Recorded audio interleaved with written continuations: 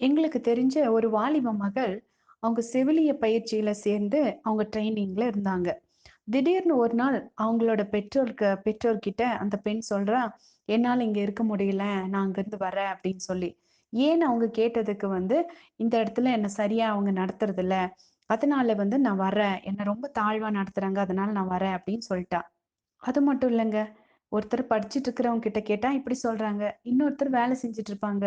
அவங்க கிட்ட "நீங்க ஏங்க இந்த நல்ல வேலைய ஏன் விட்டுட்டீங்க?" அப்படின்னு கேட்டா, "இதுல இத விட அதிகமா வருமானம் வர்ற வேற வேலைக்கு நான் போலாம் அப்படின்னு இருக்கேங்க.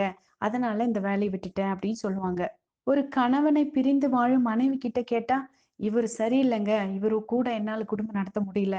அதனால நான் இவர விட்டுட்டு வந்துட்டேன்னு" சொல்லுவாங்க. அதுபோல ஒரு கணவன் கிட்ட கேட்டா, "என் பொண்டாட்டி எனக்கு துரோகம் செஞ்சுட்டாங்க. அதனால நான் தனியா வாழ்றேன்" அப்படின்னு அவரு சொல்லுவாரு. ஆமாங்க. இந்த உலகத்துல இருக்கிற ஒவ்வொருத்தரும் ஒன்றை விட்டு மற்றொன்ற செய்றதுக்கு பல்வேறு காரணங்களையும், பல குற்றச்சாட்டுகளையும் முன்வைக்கிறாங்க. இப்போ ஆண்டவர் வந்து தம்முடைய ஜனங்க கிட்ட ஒரு கேள்விய முன்வைக்கிறாரு. இஸ்ரவேல் ஜனங்கள் தன்னை விட்டு விலகி மாயையை பின்பற்றி வீணராய் போறதுக்கு என்கிட்ட என்ன அநியாயத்தை அவங்க கண்டாங்க? என்னை விட்டு தூரப்பட்டு மாயையை பின்பற்றி வீணராய் போகிறதற்கு என்னிடத்தில் என்ன அநியாயத்தை கண்டார்கள்? அப்படின்னு சொல்லி எரேமியா 2:6 சொல்லப்பட்டிருக்குது. இந்த கேள்விய ஆண்டவர் இஸ்ரவேல் ஜனங்கள் கிட்ட மட்டும் இல்லங்க, இன்னைக்கு நம்ம கிட்டயும் அத கேட்கிறாரு. உன்னுடைய இந்த பின்மாற்றத்துக்கு காரணம் என்ன? எதனால நீ என்னை விட்டு விலகி போற?